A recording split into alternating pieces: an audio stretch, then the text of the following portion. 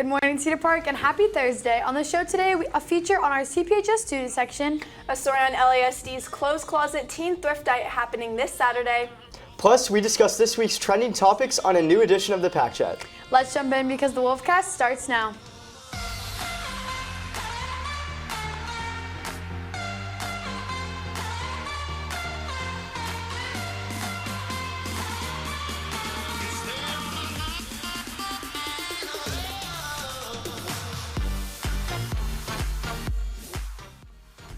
Good morning, I'm Abby Martinez, joined by Jack Polishuk and Katie Whitmarsh. Over the year, our student section has gone to every game and supported our football team, and with the typical season over, they don't plan on stopping. With playoffs coming up this week, the student section intends to keep on supporting the football team, whether it be banging their trash cans or screaming their lungs out. Senior Emma Janisek has gone to every home game and many away games, and she says that the community found at every game in many ways is just as important as the game itself. It's definitely a bonding experience being in the student section because you're all there, you are screaming your hearts out, and there's highs and lows in every football game, and you get to experience that with your friends and with the community of CPHS, and it's just a great time. Make sure to wish our football team good luck as they continue to playoffs. They'll be playing Johnson High School tomorrow at Bob Johnson Stadium. Kickoff is at 7. This Saturday, the LASD Clothes Closet is hosting a teen thrift night full of free clothes, food, and fun. The Leander ISD Clothes Closet is operated by LASD PTA and community volunteers, including many students from CPHS.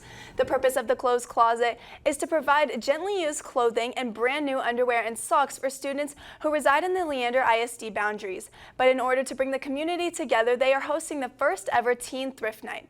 The event will be an outdoor pop-up event from 6:30 to 8:30 between Leo and Leander Middle School. At the event, there will be music, free food, and free clothes. So make sure to come out, shop with your friends, and eat some free food. But don't worry if you can't make it this time because there will be another thrift night this spring if this event goes well. Next, reporter Kason Johnson has your top 3 things you need to know for today. But first, this break. Smoky Moe's Barbecue, the best barbecue that money can buy. Proudly supporting Cedar Park High School. We're Timberwolf Agency, and you're watching the Wolfcast.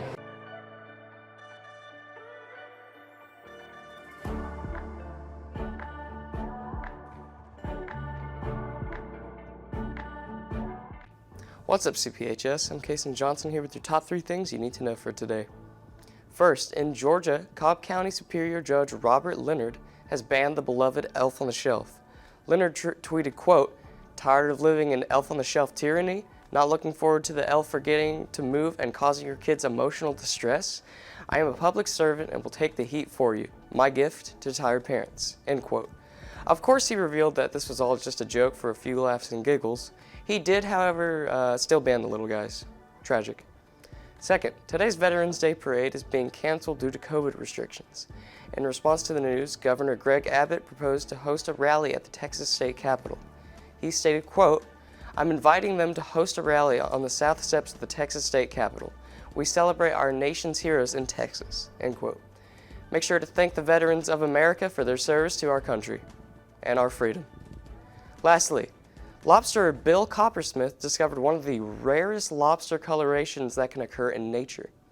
Coppersmith discovered the 1-in-a-million cotton candy lobster off the coast of the Casco Bay in Maine. As you can guess, the lobster's colors consist of light blue and pink. He named the lobster Haiti after his granddaughter. Haiti is currently being kept safe and taken care of. And that's all I have for you this morning with CPHS News. I'm Kason Johnson. Back to you guys. Thanks, Kason. All right, so about that Elf on the Shelf thing. I just think that's going to make the problem worse because if you're worried about kids like finding out that spoiler alert, wait, maybe some people still believe in Santa, so it's not said on the Wolfcast.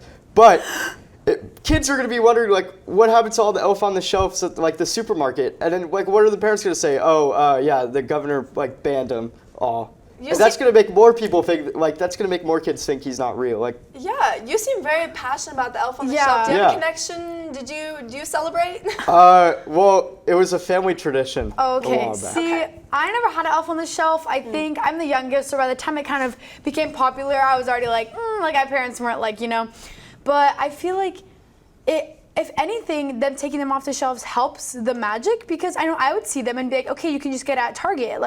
What is this? True. So I'm not sure. I guess I didn't think about it. I think it can be kind of controversial sometimes. Yeah.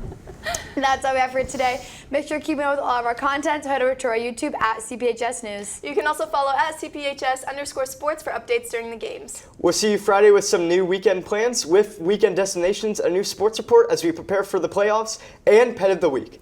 Thanks for taking time to join us this morning. With CPHS News, I'm Katie Whitmarsh. I'm Jack Polishuk. Special shout out to everyone in FFA who competed in the Capital District LDEs this weekend. Congrats and good luck to our 5 teams who are advancing to area. And I'm Abby Martinez. Remember to make it a great day or not, the choice is yours. Stay tuned for a new edition of the Pack Chat.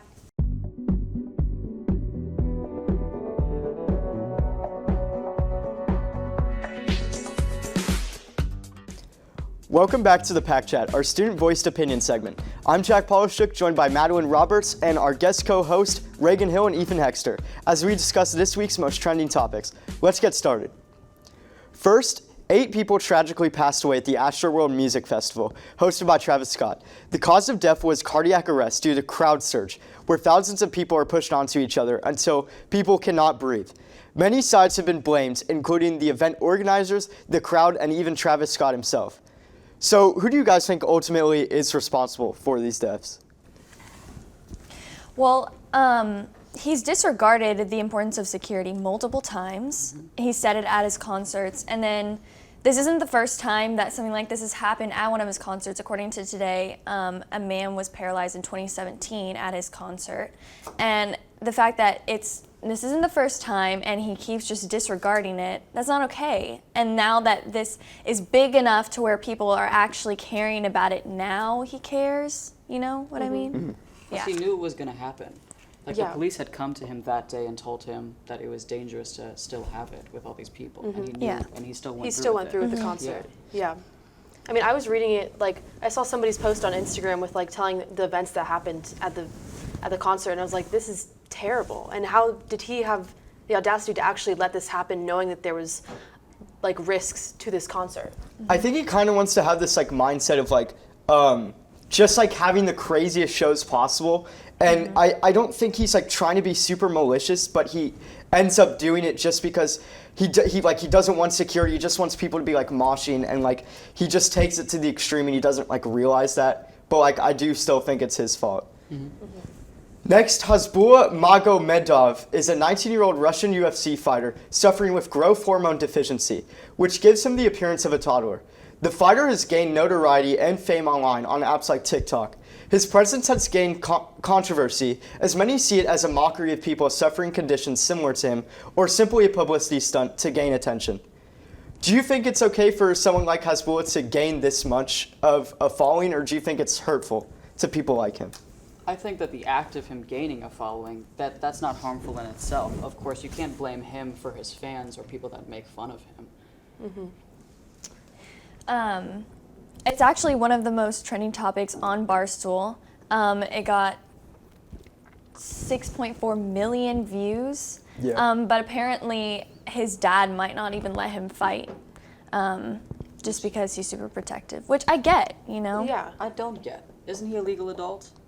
Yeah, Right. isn't he His dad 19? shouldn't have the right over himself. How old is he? He's 19. He's 19, yeah. Yeah. So he should be able to He fight. should be able to Yeah, I fight. agree. Yeah. Just, But I get why he cares about his father's opinion, you know, like he's Yeah. just taking it into account. But Well, ultimately, like, the father doesn't have, like, an actual decision on him, but, like, he's going off of that. gotcha. I mean, I think he can do that. I think he has the right to fight, but, like, definitely the stigma kind of around him, it may be kind of hurtful, but, like, at the end of the day, I don't think people are truly making fun of him in that sense. I think people just aren't used to it, and I think it's fair for him to fight. I think that, like, this, it shouldn't be viewed as, like, negative, but I understand that that's kind of what people see it as. Yeah. Finally, former President Donald Trump has announced that he might announce running for president in 2024 after the midterms next year, stating a lot of people will be very happy, frankly, with the decision, and is planning on picking a new vice president running mate to replace Mike Pence following the insurrection on January 6th. So, do you guys think this is, like, fair for him to run again, or? Nope, go ahead. It's, I don't know, just him doing that after all the controversy that he's spread. I know that, like, how much of America likes him? Like, it was split, like, half and half, is that right? I'm not sure of the Not half. statistics. Yeah, I'm it's- not sure. Because he still lost by 10 million, so. Well, the approval rating now is actually like Biden is starting to lose a lot of the following like he once had, and like. But in midterm elections, that's how it always goes. Yeah, the party in exactly. office Yeah. always like That's, like, the goes trend. down. Yeah. But he's been impeached twice, and I guess I just don't understand how he's even able to still run after that.